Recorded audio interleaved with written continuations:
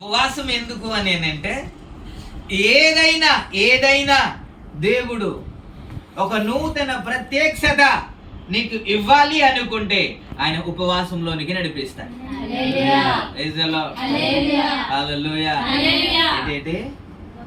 మీరు ఎప్పుడైనా సరే, మీకు అందరికి వాక్యానికి టైం ఇస్తున్నాం కదా, వాక్యం చెప్పడానికి అవకాశం ఇస్తున్నాం కదా, అయ్యో నేను వాక్యము చెప్పాలి కాబట్టి ఒక వారం రోజుల నుంచి ముందే చెప్పబడుతుంది కదా, నేను వాక్యం చెప్పాలి కాబట్టి ఒక నూతన ప్రత్యక్షత నాకు కావాలి కాబట్టి నేను ఉపవాసములో ఉండి నేను నిలబడాలి అని ఎప్పుడైనా అనిపించిందా? ఇప్పుడు అనిపించదు. ఎందుకని? మనకు డిజైన్ చేయబడింది, మనకు బోధించబడింది ఏంటంటే ఉపవాసం అంటే కష్టం ఉంటేనే నువ్వు ఉపవాసం ఉండాలి, ఏ సమస్య ఉంటేనే ఉపవాసము ఉండాలి. చూద్దాం లేదు ఈయనొచ్చి ఈ లాస్ట్ రోజు మీకు అద్భుతాలు జరుగునుగా అంటాడేమో అనుకున్నాను. నేను అలా చెప్పను కదా, దేవునికి ఇష్టం. నేను అదే చెబుతున్నాను, మీరు ఉపవాసం ఉంటేనే నీ జీవితంలో కార్యము చేసే దేవుడు కాదు నీ దేవుడు. స్తోత్రం చెప్తాను. నువ్వు కడుపు మార్చుకుంటేనే నీ జీవితంలో ఒక మేలు చేస్తాడు అనేది కాదు నీ దేవుడు. మేలు గురించే కానే కాదు. దేని గురించి అంట ఆయనకి పిలిచాడు అని అంటే ఒక నూతన ప్రత్యక్షత ఇవ్వాలి. ప్రజలకు నువ్వు ఎలా నడిపించాలి, ఏది బోధించాలి, ఏది నువ్వు ప్రకటించాలి, అవి నీకు తెలియపరచబడాలి అని అంటే నువ్వు దేవుని సహవాసంలోనికి వెళ్ళాలి, దేవుని సన్నిధికి వెళ్ళాలి, ఉపవాసంలోనికి. మీ స్వరాలు తగ్గిపోతున్నాయి, ఎందుకో తెలియదు. ఎందుకని ఎందుకని ఎందుకని ఉపవాసం ఉంటేనే మనకు కష్టం. మీరు చూడండి, ఏ డైటీషియన్ కావచ్చు, ఇంకా ఏంటి సినీ తార కావచ్చు, లేకపోతే ఎవరైనా సరే సన్నంగా నాజుగ్గా ఉన్నవారు ఎవరినైనా అడగండి, వీరు తెగ తింటున్నారు అని ఎవడైనా చెబితే నేను బైబిల్ వదిలేస్తాను. ఇంత సన్నంగా ఉండడానికి, ఇంత నాజుగ్గా ఉండడానికి, ఇంత చక్కగా ఉండడానికి, ఇంత అందంగా ఉండడానికి కారణం ఏంటంటే ఎక్కువ ఫాస్టింగ్ అంటారు. Praise the Lord. మనకు ఫాస్టింగ్ అంటే ఇష్టం ఉండదు, మనకు ఫీస్టింగ్ అంటేనే స్తోత్రం అంటాం. అంటే ఫీస్టింగ్ అంటేనే స్తోత్రం అంటాం. అందుకే కూర్చుంటే లేస్తే కూర్చోలో మెట్లు స్పీడ్ గా దిగలేం. యేసు రక్తమే జై. ఇప్పుడు కానీ స్తోత్రం చెప్పండి. అప్పుడేమో సన్నంగా ఉంటే రే ఏట్రా ఇంత పక్కగా ఉన్నా అన్నారని చెప్పేసి లావడానికి ఏదేదో తినేస్తే ఇప్పుడు లావ్ అయిపోయిన తర్వాత ఎలా సన్నబడాలని ఇప్పుడు ప్రయత్నం చేస్తున్నాం. దేవుని ఇష్టం తెలియక అప్పుడు చేశాం. సన్నంగా ఉండడమే ఆరోగ్యం అనే సంగతి ఇప్పుడు అర్థమవుతుంది. ఇప్పుడు ఆపట్లేదు కాబట్టి మీకు ఇంపుగా లేదు. ఏంటి ఫీస్టింగ్ గురించి మాట్లాడితే హల్లెలూయా స్తోత్రం అంటారేమో అని, ఫాస్టింగ్ గురించి మాట్లాడితే ఎక్కడ నోరు వస్తుంది? రావట్లేదు. అదే నాకు అర్థమవుతుంది. యేసు రక్తమే జై. ఫాస్టింగ్ నడిపిస్తున్నాడు. చిన్న ఫాస్టింగ్ కాదండి ఇది. ఒక పూట 2 పూటలు కాదండి, 40 రాత్రులు 40 పగలు. పౌలుకి అంత ప్రత్యక్షత ఉండేదంట. పౌలుకున్న ప్రత్యక్షత ఇంకెవరికి లేదు అని పేతురు, ప్రథమ శిష్యుడైన పేతురే మాట్లాడతాడండి. అంత ప్రత్యక్షత ఇంకెవరికి లేదు. ఆయనే స్వయంగా చెప్తాడు, నాకు ప్రత్యక్షత విశేషముగా ఉన్నందున నేను హెచ్చిపోకుండా నిమిత్తము సాతాను ఆయుధముగా నా పక్కనే ఒక ముళ్ళు ఉంచబడింది అని చెప్తాడు. Praise the Lord. ఈయనకి ఎలాగొచ్చింది ప్రత్యక్షత అంటే ఆయన చెబుతున్న మాట తరచుగా ఉపవాసం. ఆ మాట చూస్తారా? 2 కొరింథీ రాసిన పత్రిక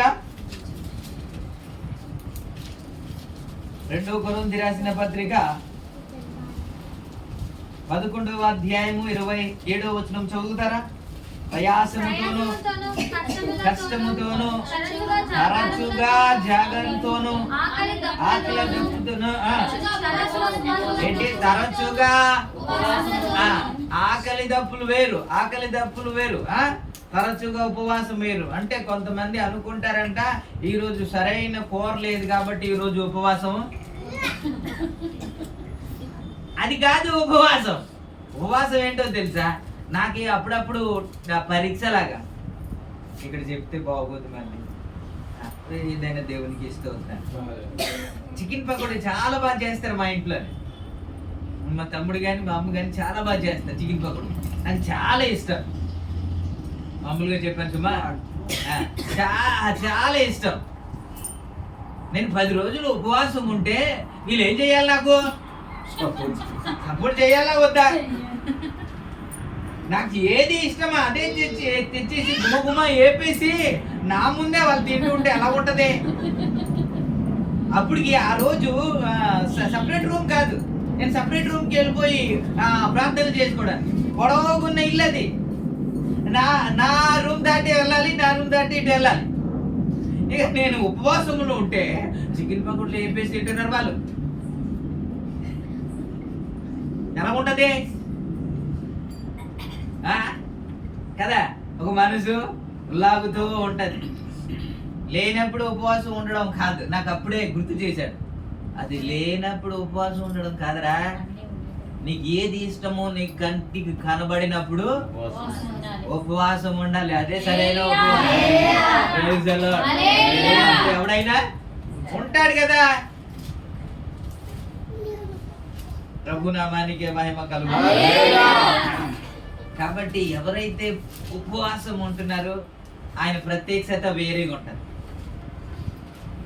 ఉపవాస ప్రార్థనలో ఎవరైతే గడుపుతున్నారో ఆయన ప్రార్థన తీరు వేరేగా ఉంటుంది. అందుకే ప్రార్థన చేస్తే దైవ సేవకులు చెప్పేస్తారు, మీరు ఎంత ఆత్మీయతలో ఏ రేంజ్ లో ఉన్నారో చెప్పేస్తారు. ఎందుకు తెలుసా? ఆ అనుభవం గుండా వాళ్ళు వెళ్తుంటారు కాబట్టి. మీ పలుకుతున్న మాటలు, మీరు ప్రార్థన తీరు, ఆ శైలి ఏంటో అర్థమైపోద్ది. మీరు అనుకుంటారో నా ప్రార్థన అనుభవం గురించి, ఆత్మీయ జీవితం గురించి ఎవరికి తెలియదు, ఖచ్చితంగా అర్థమైపోద్ది. నువ్వు ఎలా ఆ ప్రార్థన బట్టి దేవునికి స్తోత్రం. దైవ సేవకుడు మాట్లాడుతూ ఏమన్నాడు అని అంటే, నీ దైవ సేవకుడు ఆత్మీయ స్థితి ఎలా ఉందో తెలుసుకోవాలి అని అంటే, నీ చర్చికి వచ్చి నీ బిలీవర్స్ ఉంటారు కదా, విశ్వాసులు ఉంటారు కదా, వారి స్థితి ఏంటో ఒక్కసారి చర్చిలో గమనిస్తే తెలిసిపోద్ది నీ ఆత్మీయ నడిపింపు ఎలా ఉందో. ఉజ్జీవంగా లేకుండా డల్ గా ఉన్నారనుకోండి, నీ తండ్రి ఆత్మీయ స్థితి అదే. ప్రభునామానికి మహిమ. ఉపవాసము దేనికి చేయాలి అని అంట, దేనికి పిలుస్తున్నారంట? ఒక నూతన ప్రత్యక్షత ఇవ్వడానికి. ఏమని మనం చదువుకున్నాం? నిర్గమకాండం 24:12 ఏమని చదువుకున్నాం? అప్పుడు యెహోవా మోసేతో ఇట్లా, నీవు కొండ ఎక్కి నా యొద్దకు వచ్చి అచ్చట ఉండుము, నీవు వారికి బోధించినట్లు నేను రాసిన పాటలను, లేకపోతే నేను ఉద్దేశించిన మాటలను నీకు తెలియజేస్తానన్న. ఒక మాట నేను అడుగుతున్నాను, అక్కడికి వెళ్తేనే దేవుడు చెబుతాడా? ఇక్కడ చెప్పలేడా? ఇప్పుడు చెప్పండి. ఆయన ఎక్కడైనా చెప్తాడు కదా, ఎప్పుడైనా చెప్తాడు. పడుకున్నా మాట్లాడతాడు కదండి, నిలబడి ఉన్నా మాట్లాడతాడు కదండి, నడుస్తున్నా మాట్లాడతాడు కదండి, ఎలాగైనా బోధిస్తాడు కదండి. మరి కొండ ఎక్కి రమ్మంటే ఎందుకు? నువ్వు నడుస్తుంటే, నువ్వు కూర్చుంటే, ఎక్కడైనా ఉంటే ఏదైనా మాట్లాడతాడు. కానీ నూతన ప్రత్యక్షత ఉపవాసంలోనే మాట్లాడతాడు. మరి ఇంత చక్కగా ఎందుకని చెప్పగలుగుతున్నారు వాళ్ళు అని మీరు అనుకుంటారు. మనం దేనికి ఉపవాసం చేస్తాం? అయ్యా ఇంట్లో చాలా కష్టంగా ఉందయ్యా, అయ్యా చాలా ఇబ్బందిగా ఉందయ్యా, అయ్యా చాలా నష్టంగా ఉందయ్యా, అయ్యా అప్పుల బాధల్లో ఉన్నాయ్యా, ఇందులో నుంచి ఎప్పుడైనా ఉపవాసం చెయ్యండి నేను దీవిస్తాను అన్నాడా? అవునే? అలాది ఏమైనా ఉందా? ప్రభునామానికి మహిమ. ఆ కొండెక్కి వెళ్ళిన తర్వాత ఏం చెప్పాడు తెలుసా యేసయ్య? కొండెక్కి కూర్చున్న తర్వాత మోసే చెప్పిన మాట ఏంటంటే, మందిరం ఎలా డిజైన్ చేయాలో చెప్పాడు. మందిరము ఎలా డిజైన్ చేయాలి, దేని తర్వాత ఏది కట్టాలి, దాని క్రమం ఏంటో, ఎక్కడ ఏది ఉండాలి, బలిపీఠం ఎక్కడ ఉండాలి, గంగాలం ఎక్కడ ఉండాలి, దీపవృక్షం ఎక్కడ ఉండాలి, సమూహపు రొట్టె బల్ల ఎక్కడ ఉండాలి, మందసం ఎక్కడ ఉండాలి, గుడారం డిజైన్ ఏంటి, ఎడల్పు ఏంటి, పొడవు ఏంటి, ఎత్తు ఏంటి అని ప్రతిదీ ఎక్కడ చెప్పబడిందంటే మాట్లాడరే. ఎందుకని ఇవి చెబితే మన జీవితం ఇదేంటంట కొరింథీ రాసిన పత్రిక 3:16 ఏమని ఉంది? ఏముందండి?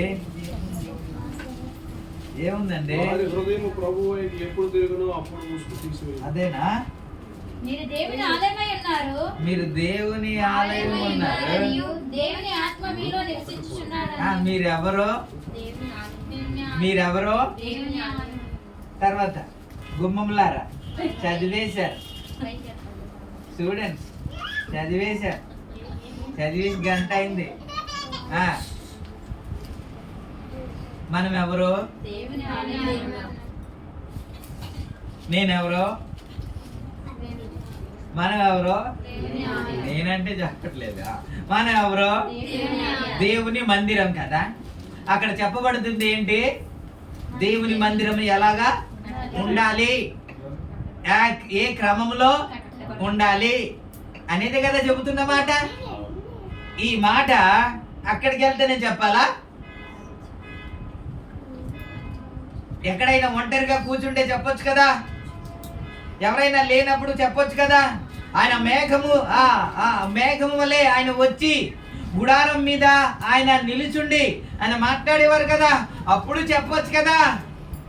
అప్పుడు చెప్పకుండా మోసేకు మాత్రమే పిలిచి 40 రాత్రులు 40 పగలు అక్కడ నిల్చోబెట్టి ఆయన చెబుతున్న మాట ఏంటంటే మందిరం ఎలాగుండాలి,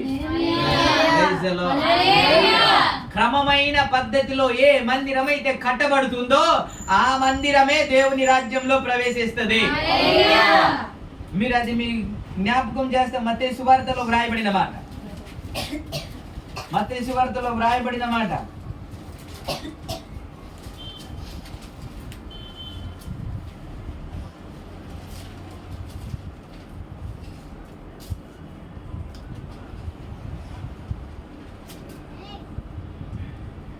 ఏడవ అధ్యాయం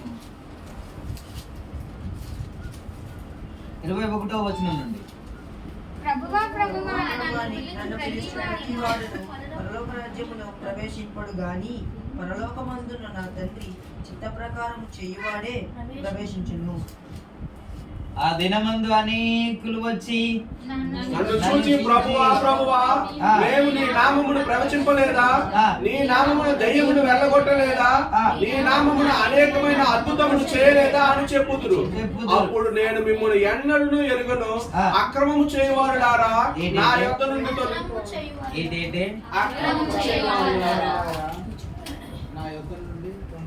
దేవునికి ఒక క్రమం ఉంది, మందిరానికి ఒక క్రమం ఉంది. ఆ క్రమమైన పద్ధతిలోనే ఉంచాలి. నేను లాస్ట్ వీక్ అనుకుంటాను మాట్లాడుతూ ఏమన్నానంటే,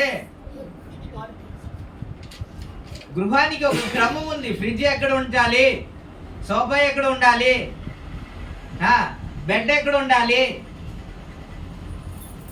అని కదా ఒక డిజైన్ చేస్తాం కదా.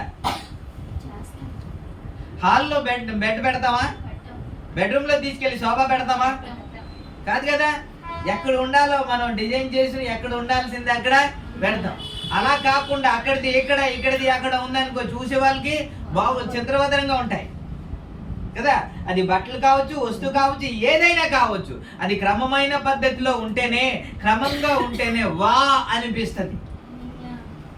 యోసేపును దర్శించడానికి, లేకపోతే యోసేపు సహోదరులు ఐగుప్తు దేశానికి వెళ్ళిన తర్వాత తను తాను పరిచయం చేసుకుంటాడు. యోసేపు, నేను యోసేపును, నన్ను మీరు కొట్టి అవమానపరిచి నన్ను అమ్మేశారు కదా, ఆ యోసేపును నేనే, మీ తమ్ముడిని నేనే, నా తండ్రి ఇంకా బ్రతిక ఉన్నాడా అని అడిగిన తర్వాత వారితో భోజనం చేయడానికి పిలిచిన సందర్భాలు మీరు చూస్తారు. వారు భోజనం చేసేటప్పుడు వారు ఒక క్రమంలో కూర్చున్నారంట.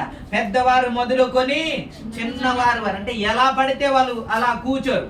ఈ మందిర క్రమము కూడా వారు ప్రయాణము చేసినప్పుడు ఎలా పడితే అలా ప్రయాణము చేయరు. దేవుడు చెప్పిన పద్ధతిలోనే ప్రయాణము చేస్తారు. మీరు నిర్గమకాండం నుంచి చదువుకుంటే మీరు తర్వాత ఎవరి ఫ్రెండ్స్ నేను తర్వాత ఇస్తాను. వారు ప్రయాణము ఏ గోత్రం ముందు ఉండాలి, తర్వాత ఏ గోత్రం ఉండాలి, ఆ తర్వాత ఏ గోత్రం ఉండాలి, తర్వాత మందసం ఎక్కడ ఉండాలి, తర్వాత లేవీలు ఎక్కడ ఉండాలి, ఇలా క్రమమైన పద్ధతిలోనే ప్రయాణము చేయాలి. బిలాము కొండ ఎక్కి చూసినప్పుడు ఆ గుడారము మధ్యలో ఏమో గుడారం ఉంది, చుట్టూ ఏమో వీళ్ళందరూ గుడారాలు వేసుకొని అలాగా వారు నివాసము చేస్తుంటే అది చూసి మురిసిపోయా.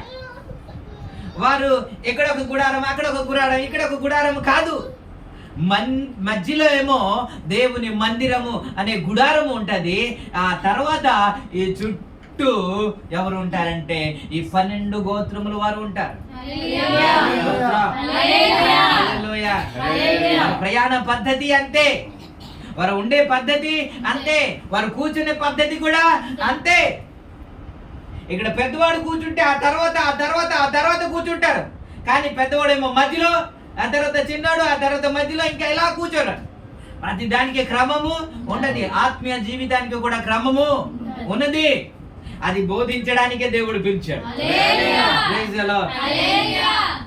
దేనికి పిలిచాడు? అయ్యా నా కుటుంబము క్రమమైన పద్ధతిలో ఉండాలయ్యా. అక్రమం చేయుచున్న వారులారా, క్రమంగా లేకుండా నీకు ఇష్టానుసారంగా అక్రమంగా నడుచుకుంటున్న వారులారా, నా యొద్ద నుండి తొలగిపోవుడి, మీరెవరో నాకు తెలియదు అని. దేవుడు అంటే మన పరిస్థితి ఏంటి? ఇంత భక్తి చేసాం కదా, ఇంత పరిచర్య చేస్తున్నాం కదా, డబ్బులు లేకపోయినా ఫినాన్షియల్ ప్రాబ్లం అయినప్పుడు కూడా సెలవు పెట్టి అనేక పరిచర్యకి వెళ్తున్నాం కదా. ఇంత పరిచర్య చేసిన తర్వాత కూడా మనం నరకానికి వెళ్ళడానికి అండి కాదు కదా. మనం ఏదో విధంగా ప్రభు ఆజ్ఞను పాటించి ఆయన చిత్తానుసారంగా జీవించి ఏదో ఒక రోజు ఈ అంటే మనము లోకాన్ని విడిచిపెట్టేటప్పుడు ఆయన సన్నిధిలో నిత్యము ఉండాలని కదా. నరకానికి వెళ్ళిపోవడం కానే కాదు కదా. అందుకే చెబుతున్నాను, మనం ఇంత చేసి మీరు పరిచర్య చేశారా లేదంటే పరిచర్య చేశారండి. దెయ్యములు వెళ్ళగొట్టారా అంటే వెళ్ళగొట్టారండి. ప్రవచన చెప్పారా లేదంటే ప్రవచన చెప్పారండి.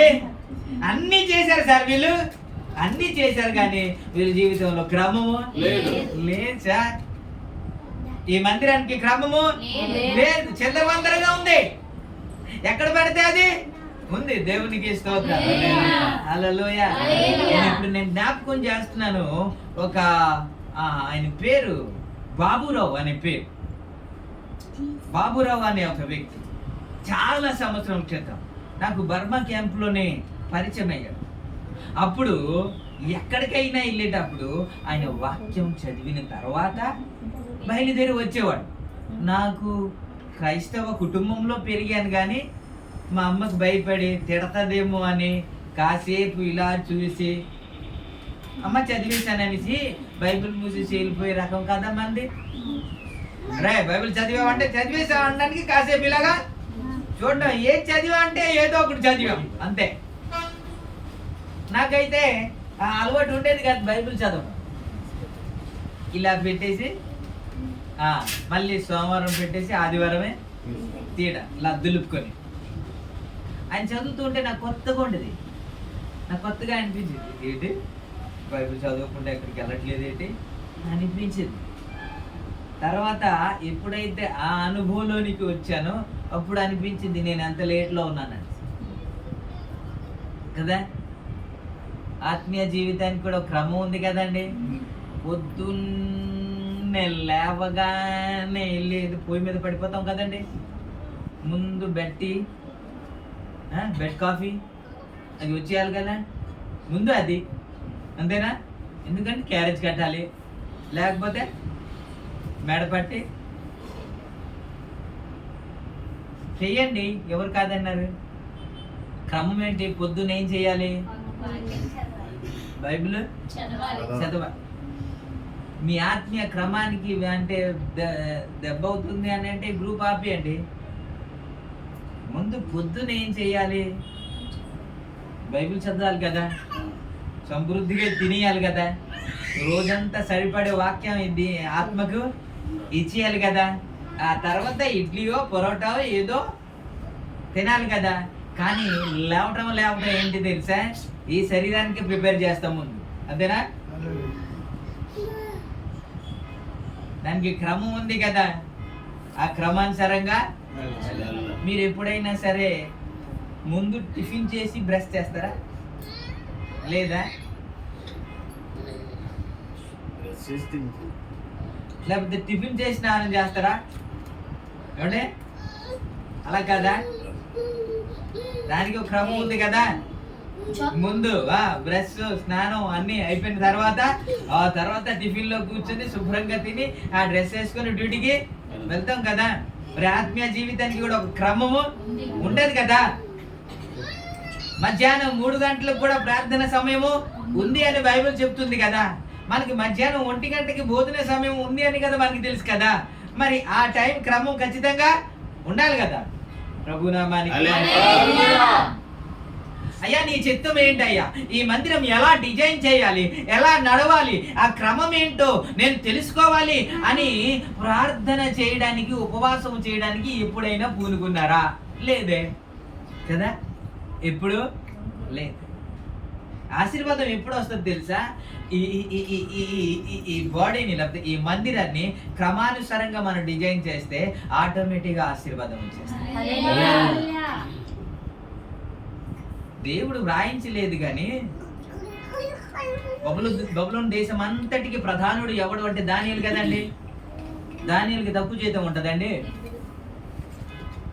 యోసేపు ఐగుప్తు దేశం అంతటికి గొప్పడు కదండి. మరి ఆయన జీతం ఏంటో వ్రాయలేదు కానీ ఆయన తక్కువ ఉంటదండి ఆయనకి. మరి అన్ని చేయడానికి అయ్యా నన్ను దీవించయ్యా, నా కుటుంబాన్ని దీవించయ్యా, ఉన్నత స్థాయికి నడిపించయ్యా అని ఎన్ని రోజులు ఉపవాస ప్రార్థన చేసి ఉంటాడు? చేసాడా? పోనేమే ఎక్కడైనా ఉందా? ఆయన వాళ్ళిద్దరు చేసి, ఇద్దరు గురించి జ్ఞాపకం చేసి, ఇద్దరు ఏం చేశారంటే పరిశుద్ధంగా జీవించడం, అంటే క్రమముగా జీవించడం నేర్చుకున్నాడు. అంతే. ప్రజలు నేను అనుకుంటాను యోసేపు కూడా అయ్యో దేవుని దృష్టికి ఈ క్రమం తప్పి జీవించడం అది మంచిది కాదు అని క్రమానుసారంగా జీవించడానికి ప్రయత్నం చేశాడు తప్ప దీవెన గురించి ఎప్పుడు పట్టించుకోలేదు ఆయన. అయ్యా ఇందులో నుంచి నేను రక్షించబడాలి, తప్పించబడాలి అని ఎక్కడ ప్రార్థన ఉన్నట్టు లేదు కదా. అని మన ప్రార్థనకు మన ఉపవాసానికి వాళ్ళ ఉపవాసానికి చాలా తేడా ఉంటది కదా. ప్రభునామానికి. దానియేలు ఉపవాసం ఒకవేళ చేస్తే ప్రజల గురించే ఉపవాసం ఉన్నాడు ఆయన కదా. ఇప్పుడు నెహెమ్యా ఉపవాసం ఉన్నాడంటే ప్రజల గురించే ఉపవాసం ఉన్నాడు, దాని గురించి కానే కాదు కదా.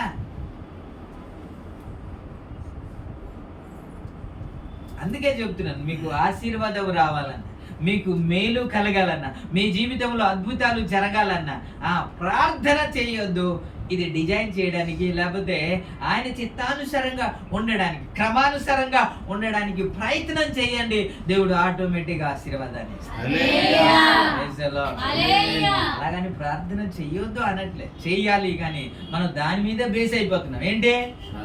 అడగండి అడగండి అడగండి అనే పదం మనకు తెలుసు కదండి. అడిగితే ఇచ్చేస్తాడు, అడిగితే ఇచ్చేస్తాడు, అడిగితే ఇవ్వడు. నేను అనుకుంటాను సరే అడిగితే ఇస్తాను అన్నాడు. ఆ ఒక మాట పట్టుకొని మనం ఎలాగంటే, యాకోబు రాసిన పత్రిక 1వ అధ్యాయము 5లో అడగండి ఇస్తానన్నాడు. ఆ ఒక మాటే పట్టుకొని ఎవరికైనా జ్ఞానం కొద్దుగా ఉన్నాయట్లా అతడు దేవుణ్ణి అడగవలను, అప్పుడు అది అతనికి అనుగ్రహింపబడును. ఓకే ఓకే కదా. ఇది అడగండి అన్నాడు కదా. ఇవి ఒక్కటే పట్టుకొని నువ్వు అడగమన్నావు, జ్ఞానం ఎవరికి లేకపోతే నన్ను అడగమన్నావు కాబట్టి నాకు జ్ఞానం ఇవ్వు ప్రభువా అని అయోమయంగా ప్రార్థన చేస్తే, అమాయకంగా ప్రార్థన చేస్తే అలాగా అతడు కిందే రాస్తాడు కదా. అది కింద ఉన్నది మనకొద్దు. 6వ వచనంలో అతడు ఏ మాత్రమును సందేహింపగా విశ్వాసముతో, ఇది మనకొద్దు. మా విశ్వాసం ఎలా ఉన్నా పర్లేదు, సందేహించినా పర్లేదు, అది తక్కువైనా పర్లేదు, కానీ ఆయన అడగమన్నాడు కాబట్టి అడిగేశాం. ఇంకొకటి, మన బ్రతుకు ఎలాగున్నా దీవించేస్తాడు ఆయన. మన పాపంలో ఉన్న దీవించేస్తాడండి. కాదు కాదు కాదు, ఖచ్చితంగా జరగదు. ఇంకా నేను అంటాను, ఎవడో రాత్రిపూట అయింది కదా, ఎవడో వచ్చి అమ్మా కొంచెం అన్నం ఉంటే పెట్టండి అమ్మా అన్నాడు. మీ జాలిగల హృదయం కదండి మీది. అన్నం పట్టుకొని వెళ్ళారు. ఆ గిన్నె ఇలా చాపాడు. గిన్నె నిండా మురికి ఉంది, గిన్నె నిండా మట్టి ఉంది. మీరు సాంబార్ అన్నమో ఏదో తీసుకెళ్ళారు, వేస్తారా? అమ్మ వేయండి అమ్మా అంటున్నాడు. వేస్తారా మీరు? మీ దగ్గర అన్నం ఉంది, ఆయన దగ్గర గిన్నె ఉంది. ఆయన అడుగుతున్నాడు, మీరేమో ఇవ్వాలనుకుంటున్నాడు. కానీ ఎందుకు ఇవ్వరు చెప్పండి? అదే 59వ అధ్యాయంలో మాట్లాడుతున్న మాట. యెషయా గ్రంథంలో 59వ అధ్యాయంలో మాట్లాడుతున్న మాట ఏంటంటే, అడుగుతున్న వారి గురించి మాట్లాడుతున్న మాట. ఏమిటి అని అంటే, విననేరకుండునట్లు రక్షింపకుండునట్లు యెహోవా హస్తము కొరచ కాలేదు, విననేరకుండునట్లు ఆయన చెవులు మందము కాలేదు. ఈ దోషము మీరు దేవునికి అడ్డముగా వచ్చేది. చాలు చాలు చాలు, దోషమే మురికి అనుకుందాం. ఆయన వింటున్నాడు, ఇవ్వాలి అనుకుంటున్నాడు, కానీ ఎందుకని రావట్లేదంటే ఆ మురికి ఉంది కదండి. దోషం అంటే మురికి అనుకుందాం, మురికే కదా, మురికి అనుకుందాం. ఆ మురికి ఎవరికి అడగాలి? ఆయనకి అడుగుతాడా? ఎవరు? మనమే కడుక్కోవాలి, మనమే శుభ్రము చేసుకోవాలి. ఆ శుభ్రం చేసుకుంటే అయ్యా అనగానే గబుక్కురా. ఎందుకని మీరు వేయరంటే, అది తింటే ఆరోగ్యానికి మంచిది కాదు, అలా తినకూడదు అని మీకు తెలుసు కాబట్టి మీరు వేయరు. ఇవ్వాలనే మనసు ఉన్నప్పుడు కూడా. మనకే అలా ఉంటే మన పరమ తండ్రి ఎలా చేస్తాడు? దేవునికి స్తోత్రం. హల్లెలూయా. కాబట్టి ఈ ఒక్క మాట పట్టుకొని అడగండి అడగండి అనే మాట పట్టుకొని అడగడం కాదు. ఏం చేయాలి? విశ్వాసముతో అడగాలి. ఇవన్నీ చాలా ఉన్నాయి. అయితే ప్రతిదానికి అడిగితేనే దేవుడు ఇవ్వడు. మనం పాడతాం, అడగక ముందే అక్కరలెరిగి అవసరాలు తీర్చిన కదా, పాడేస్తారు కదా. నిజమేనండి, అక్కర్లన్నీ ఎరిగినవాడు నా దేవుడు, సమస్త పరిస్థితిని ఎరిగినవాడు నా దేవుడు. మీ పిల్లలు ఆకలి కొని ఉంటే, ఏ నాన్న ఆకలి ఉందా అని అడుగుతారా మీరు? వెంటనే ఏదో ఒకటి పెట్టేయాలి. వద్దు మమ్మీ అన్నా సరే పెట్టేస్తూ ఉంటా. మనం అడిగితే పెట్టాం, అడగకుండానే. మన తల్లిగా తండ్రిగా మనకు అంత ప్రేమ ఉంటే అడగకుండా ఆయన ఇస్తాడు కదా, ఆయన తీరుస్తాడు. మనం చేయాల్సిందేంటి? వీళ్ళు చేయాల్సిందేంటో తెలుసా? వీళ్ళు డబ్బులు సంపాదించడం కాదు, వీళ్ళు చదువుకుంటే చాలు, వాళ్ళు చేయాల్సిందే వాళ్ళు చేసుకుంటారు, అంతే కదా. ఫీజు కట్టాల్సింది, వాళ్ళకి వస్త్రాన్ని కొనాల్సింది, వాళ్ళ అవసరత తీర్చాల్సింది తల్లిదండ్రులు బాధ్యత. వీళ్ళ బాధ్యత ఏంటి? చదవడమే, ఇంకా అంతకంటే ఏం లేదు. మన బాధ్యత ఏంటి అని అంటే, తన చిత్తానుసారంగా మనం ఏంటి, ఆయన క్రమానుసారంగా ఈ మందిరం ఎలా ఉండాలి అని మనము డిజైన్ చేసుకుని వెళ్ళిపోతే చాలు, మిగతావన్నీ ఆయన చూసుకుంటారు. ఇంకా చెప్పాలి అని అంటే, ఇంకా చెప్పాలంటే ఆయనతో సహవాసము చేయడానికే ఉపవాసం అండి. ఆయనతో సహవాసం. ఉప అంటే ఉపేక్షించుకోవడం. ఉప అంటే ఉపేక్షించుకోవడం అంటే వద్దనుకోవడం. ఏదైతే నాకు సంతోషకరంగా ఉందో, ఏదైతే నాకు ఆనందకరంగా ఉందో, ఏదైతే నాకు లాభకరంగా ఉందో అది పెంటతో సమానముగా ఏం చేసి దేనికి అని అంటే, ఆయన శక్తి ఏదో నేను తెలుసుకోవాలి, ఆయన బలం ఏదో నేను తెలుసుకోవాలి, పునరుత్థాన బలం నేను తెలుసుకోవాలి అని పౌలు అంటాడు. దేవునికి ఇస్తుంది. ఎప్పుడు తెలుసుకుంటా అంటే ఆయనతో సహవాసము చేస్తే. Praise the Lord. ఒకరు మనసు ఒకరు ఎప్పుడు తెలుస్తుంది తెలుసా? హాయ్ అని ప్రతిరోజు హాయ్ అని లేకపోతే వారం రోజులు హాయ్ అని వెళ్ళిపోతే తెలదు. ఎప్పుడు తెలుస్తుంది తెలుసా?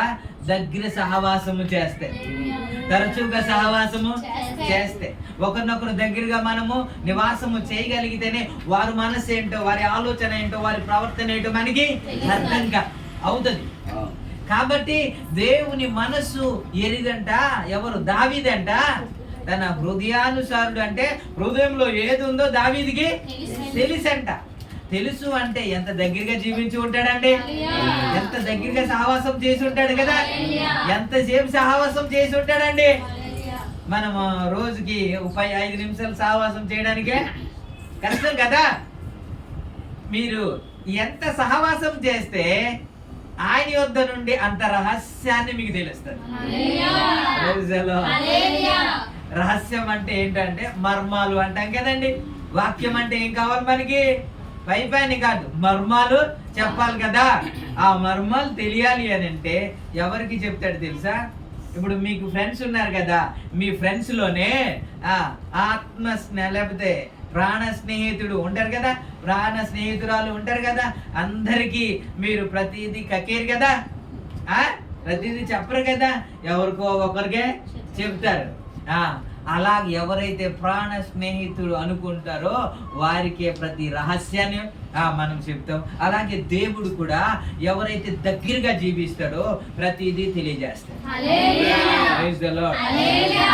అబ్రహాంకి దేవుడు ఏమన్నాడంటే నా స్నేహితుడు అన్నాడు. దేవుడే నా స్నేహితుడు అంట. ఎంత గొప్ప విషయం అండి. ఇంకా చెప్పనా మీకు? అది బల్బు వెలగలేదు కానీ ముఖేష్ అంబానీ వచ్చి విజయరాజు మా ఫ్రెండే అంటే ఎలా ఉంటది? అప్పుడు ఆయన రేంజే మారిపోద్ది కదా. వైజాగ్ వచ్చి స్టీల్ ప్లాంట్ గురించి మాట్లాడుతూ విజయరాజు మా ఫ్రెండ్ అండి, ఆయన చెప్పాడండి అయ్యా ప్రైవేట్ కి చేయొద్దు అయ్యా, ఇది ఇలాగే ఉండనిమ్మని చెప్పాడు నా ఫ్రెండ్ గురించి అంటే అప్పుడు ఎలా ఉంటది? మారిపోదు. చేసి రక్తమే జై. ప్రమోషన్ మీద వచ్చేస్తుంది కదా ఆయన దగ్గర పంచాయతీ. ఏసు రక్తమే జై. హల్లెలూయా. మరి ఇంతే మురిసిపోతే ప్రపంచాన్ని సృష్టించిన నా దేవుడు నా ఫ్రెండ్ అంటే ఎట్ట ఉంటదండి? సౌండ్ రావట్లేదు కానీ అబ్రహాంతో మాట్లాడుతున్నామని అదే అబ్రహాం నా స్నేహితుడు. అందుకే మీరు ఆదికాండం 18వ అధ్యాయం చదివండి.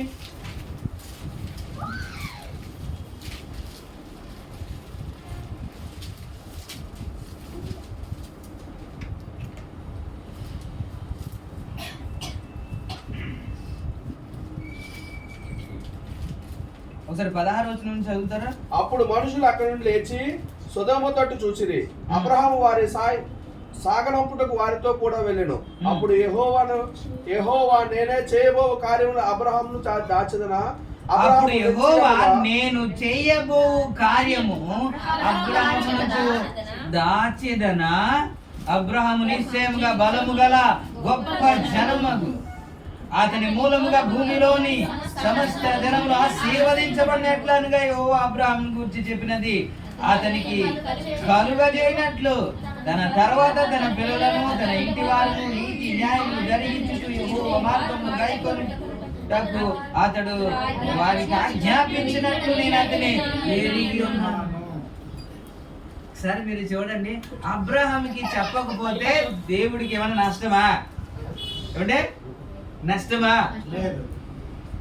కానీ అబ్రహాము చెబుతున్న మాట ఏంటంటే నేను చెయ్యబోయే కార్యము అబ్రహాముకు నేను దాచేస్తానా అంటున్నాడు. అంటే అబ్రహాముకి చెప్పకుండా ఏది చేయడానికి దేవునికి స్తోత్రం. ఎంత సన్నిహితంగా జీవించాడండి. ఈ సన్నిహితం ఎలా వచ్చింది అంటారు? లేకపోతే ఆయన వెళ్ళిపోతుంటే అయ్యా అయ్యా ఏమనుకో దేవునుకో దూలిండి కూడుదిని అనేసి బ్రతిమిలాడి ఆయన ప్రార్థన చేస్తున్నాడు కదండి. ఎందుకని అంటే స్నేహితుడికి అలా ధైర్యంగా మాట్లాడగలం కదా, క్లోజ్గా ఉంటేనే అంత ధైర్యంగా మాట్లాడగలం. ఎంత సన్నిహితంగా జీవించాడు. అందుకే ఆయన చెయ్యబోయే కార్యం అన్నిని అబ్రహాముకి తెలుపకుండా ఏది Praise the Lord. హల్లెలూయా. హల్లెలూయా. హల్లెలూయా. ఎవరికి ఇవన్నీ తెలియబడుతుంది తెలుసా? ఎవరికి ఈ మర్మాలన్నీ దేవుడు తెలియజేస్తాడు అని అంటే ఎవరైతే ఆయనతో సహవాసము చేస్తారో. ఏంటి? ఇప్పుడు అపోస్తుల కార్యంలో ఏమని ఉంటది? 2వ అధ్యాయంలో 2వ అధ్యాయంలో ఏమని ఉంటదండి? 42వ వచనంలో వీరు అపోస్తుల బోధయందును సహవాసమందును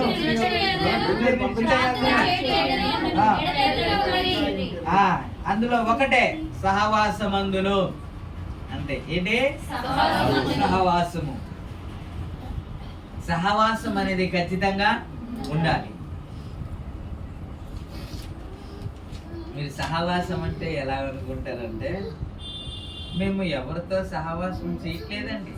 మేము లక్షవారం వస్తున్నామండి, బుధవారము వస్తున్నామండి, ఆదివారము వస్తున్నామండి, మంగళవారం వస్తున్నామండి, కాబట్టి మేము ఎవరితో సహవాసం లేదు, ఆత్మీయ సహవాసమేనండి అంటారేమో. నీ సహవాసము ఎవరితో ఉంటే అలాంటి మనస్తత్వమే నీకు వస్తుంది. నీ సహవాసము దుష్ట సాంగత్యము మంచి నడవడికను చెరిపివేయును అని. ఇప్పుడు మీ అందరిని అడిగితే మీరేం చెప్తారంటే మాది దుష్ట సహవాసం అయితే గానే కాదండి, అది ఎప్పుడో వదిలేసామండి అంటారు. ఎలా డిసైడ్ చేస్తున్నారు అని అంటే మీరు ఇందాక చెప్పాను కదా, అదే చెప్తారు. మీరు చెప్తారు అదే సరైనదేంటో చెప్పనా? ఆదివారం 2 గంటలు, మంగళవారం 1 గంట, బుధవారం 2 గంటలు, లక్షవారం 2 గంటలు. ఇవన్నీ ఎన్ని గంటలైంది లెక్కేయండి. ఆదివారం 3 గంటలు, మంగళవారం 1 గంట లెక్కేయండి, బుధవారం 2 గంటలు, లక్షవారం 2 గంటలు, 8 గంటలు చేసి వారానికి ఎన్ని గంటలు అండి? వారానికి ఎన్ని గంటలు సార్? 24 × 7. ఏం మ్యాథ్స్ చదువుతున్నారా మీరు?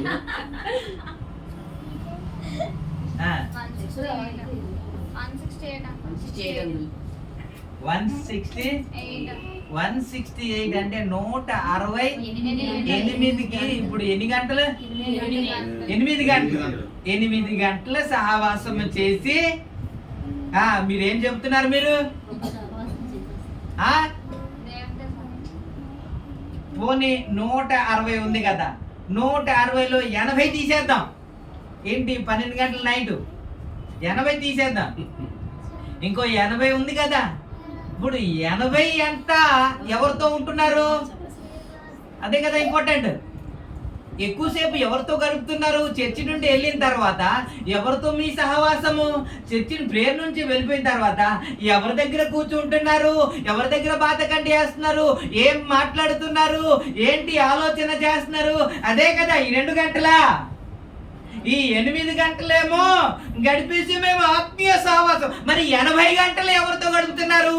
80 గంటలు ప్రభావితం చేస్తుందా? 8 గంటలు ప్రభావితం చేస్తుందా? చెప్పండి.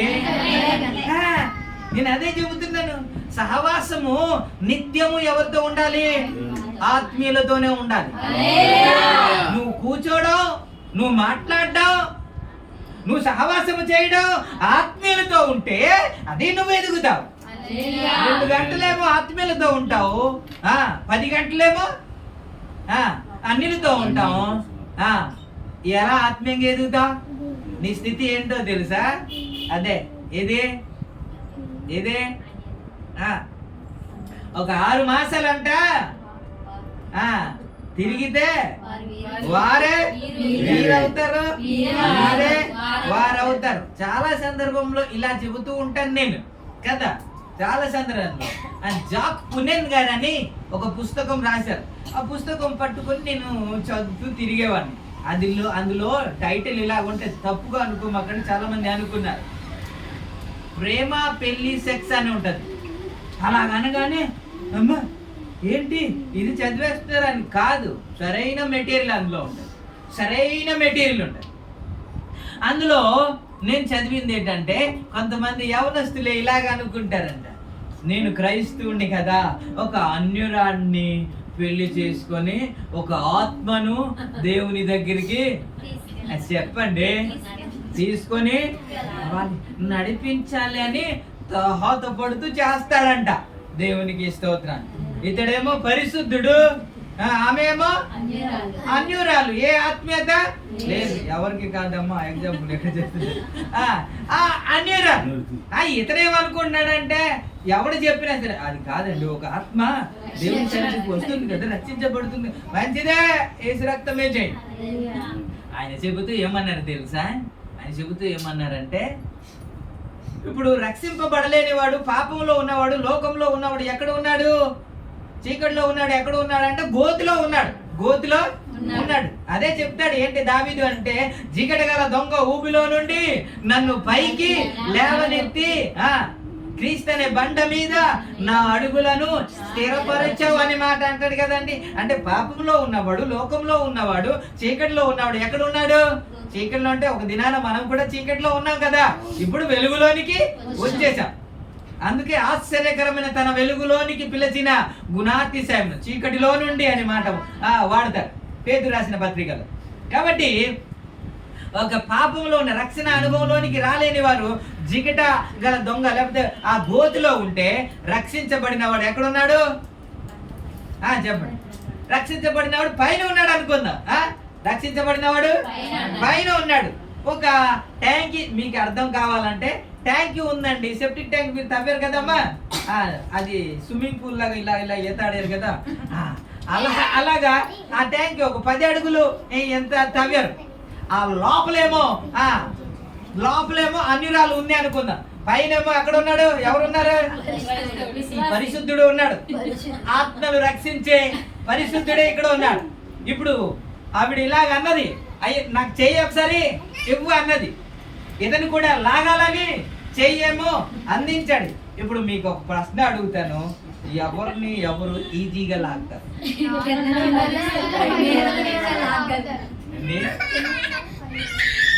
కిందనున్నాలే. మరి ఇతను ఏదో చెప్పాడు కదా ఇందాక, ఇలాగే సొలొమోన్ కూడా అనుకున్నాడు. ఏమని? లాగేస్తాను, తిప్పేస్తాను అనుకున్నాడు. ఆ గోతులోకి దిగాడు. ఇక్కడ ఎక్కలేక, అక్కడ ఉండలేక సతమతం అవుతున్నాడు. దేవునికి ఇష్టం. హల్లెలూయా, ప్రభు నామానికి. కాబట్టి దుష్టులతో మనం సహవాసము చేస్తే వాళ్ళనే తిప్పేస్తాం అనుకోమాకండి, వాళ్ళే తిప్పేస్తారు. అందుకే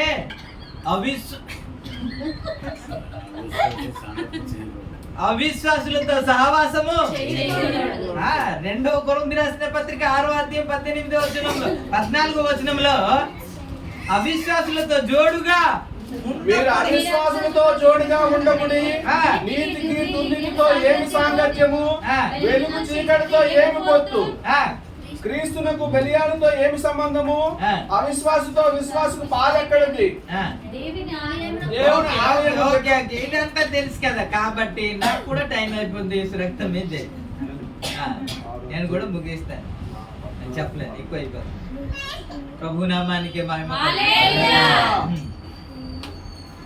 చాలా చెప్పేస్తానని వచ్చాను, ఎక్కువ టైం ఉంది కదా. ఎక్కడున్నా? కాబట్టి సహవాసము ఎవరితో ఉండాలి? నిత్యము దేవునితో ఉండాలి, నిత్యము ఆత్మీయులతో ఉండాలి, నిత్యము ప్రార్థన పరులతో ఉండాలి. ఉంటేనే మనం ఎదుగుతాం, ఉంటేనే మనము ఎదుగుతాం. నువ్వు ఎక్కడైనా కూర్చుంటే వాక్యం గురించి మాట్లాడేవారే నీకు కావాలి. ఎక్కడైనా కూర్చుంటే, మొన్న జరిగిన మీటింగ్స్ బాగా చెప్పారు కదా, ఇలాంటి మాట్లాడేవారు మీకు కావాలి. అన్యులతో మీరు కూర్చుంటే ఇలాంటివి మాట్లాడరు. ఏం మాట్లాడతారు? మన ఓజీ వచ్చింది కదండి, భలే ఉంది అంటారు. ఆ సీరియల్ కదండి, భలే ఉంది అంటారు. దాని గురించి మాట్లాడతారు. ఇంకా దేని గురించి మాట్లాడతారు? లేకపోతే పక్కింటి ఆవిడ గురించి మాట్లాడతారు, లేకపోతే ఇంకా పక్కింటి ఆయన గురించి మాట్లాడతారు. ఇంకా అంతకంటే ఏం మాట్లాడతారు? నీకు ఆత్మీయత గురించి మాట్లాడతారా? కాదు. అందుకే 8 గంటల సహవాసం చేసి 80 గంటలేమో అన్యులతో సహవాసం చేసి నేనేమో ఆత్మీయ సహవాసం అంటే అది కుదరని పని, అది అబద్ధం. అది ఈ 80 గంటలు కూడా ఎవరితో ఉండాలి? వీళ్ళు చెప్పింది అదే. మీరు ఎప్పుడైతే మారు మనసు పొందారో, బాప్తిస్మము తీసుకున్నారో, ఇప్పుడు ఎలా ఉండాలి అని అంటే ప్రార్థనలోను, సహవాసంలోను, రొట్టె విరుచుటలోను, బోధించటలోను ఎడతెగక మీరు ఉండాలి. ఇది ఇక్కడ నుంచి ఇది ఒక గుంపు అండి, ఇది ఒక గుంపు. ఈ గుంపులోనే ఉండాలి. ఈ గుంపులో ఉంటేనే ఈ గుంపుకి కాపరిగా ఆయన ఉంటాడు. నుంచి బయటికి వెళ్తే పులి ఎదురుగా చూస్తుంటాడు, నువ్వు ఎప్పుడు బయటకు వస్తావా అని ఎదురు చూస్తుంటది. అదే కదా పేతురు అంటాడు, గర్జించి సింహం వలె ఎవరిని మృంగుదునా అని ఎదురు చూస్తున్నాడంటే ఆడు గుంపులోనికి రాడు, గుంపు నుంచి ఏది బయటకు వస్తుందా అని చూస్తాడు. అప్పుడప్పుడు ఆ గుంపు నుంచి బయటికి రావడానికి ఇలా బెదిరిస్తూ ఉంటాడు. మన గుంపులో ఏంటి అని అంటే ఆవిడ తిట్టిందని, ఆవిడ ఏదో అన్నదని, నాకు నచ్చలేదని, నేను రాలేనని ఆడబెట్టిందే. వీళ్ళు కాదు, ఆడబెట్టిందే. ఎందుకు అన్నట్టు నువ్వు బయటికి రావాలని, నువ్వు బయటకు వస్తే శుభ్రంగా వేసేద్దామని. దేవునికి ఇష్టం. అది తెలియక బయటికి వెళ్ళిపోయి పడిపోయి దొరికిపోయి పేగులంతా బయటకు వచ్చేసి దేవునికి ఇష్టం. యూదా చచ్చినట్టు ఆత్మీయ స్థితిలో ప్రభు నామానికి ఉపవాసము దేనికి ఉండాలి అని అంటే ఆయనతో నేను ఇంకా ఎక్కువ సహవాసం చేయాలి. ఈ సహవాసం నాకు సరిపోవట్లేదయ్యా, నాకు టైం సరిపోవట్లేదయ్యా, ఈ ఉద్యోగం వల్ల, ఈ కుటుంబం వల్ల, బిడ్డల వల్ల సరిపోవట్లేదయ్యా, ఇంకా నీతో సహవాసం చేయాలి. ఆ సహవాసం ఎండింగ్ లో నేను వచ్చేస్తాను, ఇంకా టైం అయిపోయింది, బోర్డు వివరించాలనుకున్నాను. కానీ ఆ సహవాసం చేసి దిగి వచ్చిన తర్వాత అంట ఆయన ముఖము మెరుస్తా ఉందంట. ఎవరు చూడలేకపోతున్నారంట అండి. నాకు అనిపించింది నాలో ఏముంది అని అనుకుంటుంటే, ఏముంది, నేను మామూలుగా మాట్లాడుతున్నాను కదా, అందరితో ఫ్రీగా ఉంటున్నాను కదా, ప్రైస్తోలో ఉంటున్నాను కదా, పిల్లలతో పక్కన కూర్చొని మాట్లాడుతున్నాను కదా, నేనేమో ఇలాగా అని ఉండట్లేదు కదా, ఎందుకు అలాగా అనుకుంటున్నారు అనేసి. నా దగ్గరేమో ఏమి మాట్లాడరు, బయటకు వచ్చేమో ఏదో మాట్లాడతారు. నా దగ్గర నేను అడిగేటప్పుడు ఏమో అలాగే ఫాస్ట్ గారు వెళ్దాం ఫాస్ట్ గారు అంటారు. ఇక్కడికి వచ్చిన తర్వాత బాగోదులే, డిసెంబర్ నెల కదా, జనవరి నెలలో వెళ్దాంలే అంటారు ఇక్కడికి వచ్చి.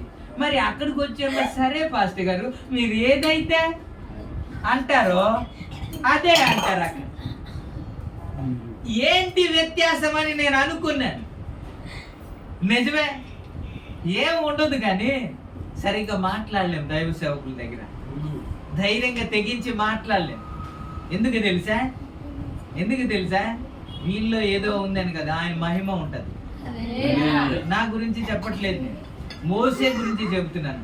ధైర్యంగా ఇలా ఎదురుగా ముఖం చూడడానికి భయపడిపోతున్నారంట ఇజ్రాయేల్ ప్రజలు. అప్పుడు ముఖం కప్పుకున్నాడంట. దేవునికి ఇష్టం. ఎలా వచ్చింది? అంతకు ముందేమో ఇలా లేదు కదా, ఇప్పుడు ఎందుకు అంత మహిమ వచ్చింది అని అంటే ఆయనతో సహవాసం. నన్ను బట్టి జనులు మీకు భయపడుదురు అన్న మాట మీరు ఎప్పుడైనా చదివారా? నన్ను బట్టి అంటే ఆయన బట్టే నిన్ను జనులు భయపడతారు. ఎప్పుడు భయపడతారంటే ఆయనతో మనం ఎక్కువగా సహవాసం. కొరకు ఎప్పుడైనా ఉపవాసం ఉన్నారా? లేదు. క్రమమైన ఒక పద్ధతి గురించి ఏమైనా ఉపవాసం ఉన్నారా? లేదు. ఆయన ప్రత్యక్షత గురించి ఏమైనా ఉపవాసం ఉన్నారా? లేదు. దీని గురించి మనకు బోధించబడింది ఒకటే, ఏంటో తెలుసా? మనకు బోధించబడింది నీ కఠినమైన ప్రశ్నకి ఆన్సర్ రావాలి అని అంటే ఏం చేయాలి చెప్పండి సార్. ఉపవాసము ఆయనతో సహవాసం చేయడానికి, ఆయనతో మమేకము అయిపోవడానికి. మీరు ఆయనతో సహవాసము చూడండి, ఉపవాసములు ఉండి ఆయనతో సహవాసం చేయండి. మీ ప్రత్యక్షత వేరుగా ఉంటది, మీ ప్రార్థన జీవితం వేరుగా ఉంటది, మీ ప్రతి పరిస్థితి మారిపోతుంది. Praise the lord. హల్లెలూయా. ప్రభు ఈ మాటలు ఆశీర్వదించునుగా. ఆమేన్. ఆమేన్.